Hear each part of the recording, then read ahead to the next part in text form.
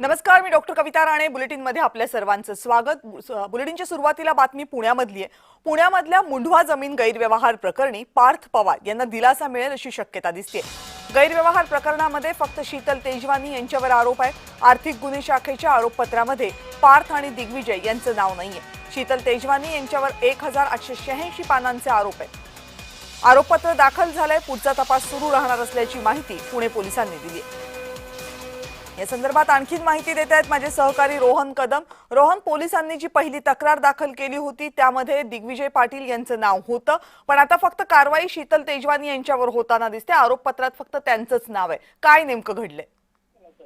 हा मोठा दिलासा जो आहे तो पार्थ पवार आणि दिग्विजय पाटलांना दिलेला पाहायला मिळतोय. पुणे पोलिसांकडून जे 1886 पानांचं चार्जशीट काल जिल्हा सत्र न्यायालयामध्ये दाखल करण्यात आलेला आहे आणि या चार्जशीटमध्ये दिग्विजय पाटील आणि पार्थ पवार यांचा नावाचा उल्लेख जो आहे तो पाहायला मिळत नाहीये. या सगळ्यामध्ये मुख्य आरोपी म्हणून शीतल तेजवानी यांना जे आहे ते पुणे पोलिसांनी घेतलेलं आहे. त्यांना देखील त्यांच्यावरती कारवाईचा बडगा उगारलेला होता. त्यांना अजून देखील तुरुंगामध्ये जे आहे ते ठेवण्यात आलेलं आहे आणि आणखीन त्यांची जेलची वारी वाढावी यासाठी लवकर जे आहे ते या सगळ्या प्रकरणातलं 1886 पानांचं चार्जशीट जे आहे ते दाखल करण्यात आलेलं आहे. खरं तर मुंढवामध्ये जो जमीन घोटाळा झालेला होता तो घोटाळा करताना खरेदी करणाऱ्यांपेक्षा ज्यांनी जमीन विक्री केलेली आहे त्यांना दोषी या सगळ्या प्रकरणामध्ये पुणे पोलिसांनी ठरवलेलं पाहायला मिळतंय. कारण सरकारी जमीन असताना बोगस पद्धतीने जे आहे ते या सगळ्याचा ताबा घेण्यात आलेला होता आणि त्याची कागदपत्र बनवून जे आहे ते शीतल तेजवानीने हा आमेडिया कंपनीसोबत व्यवहार केलेला होता आणि हा व्यवहार करताना आमेडिया कंपनीचे संचालक म्हणून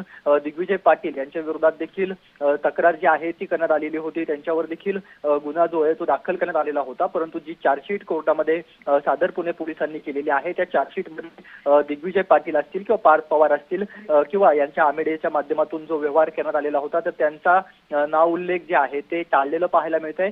जमीन खरेदी करणाऱ्यांपेक्षा जमीन विक्री करणाऱ्यांनाच दोषी जे आहे ते पुणे पोलिसांनी ठरवलेलं पाहायला मिळतंय. त्यामुळे शीतल तेजवानी यांना या संपूर्ण प्रकरणामध्ये मुख्य आरोपी केलेला आहे आणि त्यांच्या विरोधामध्येच हा 1886 पानांचं चार्जशीट जे आहे ते जिल्हा सत्र न्यायालयामध्ये दाखल केलेलं आपल्याला पाहायला मिळतंय.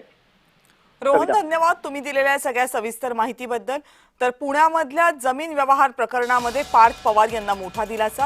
कारण अमेडिया कंपनी जी पार्थ पवार यांची कंपनी आहे त्या कंपनीच्या वतीनं या जमिनीची खरेदी झाली होती. ज्या कंपनीमध्ये पार्थ पवार आणि दिग्विजय पाटील हे दोघे जण पार्टनर आहेत.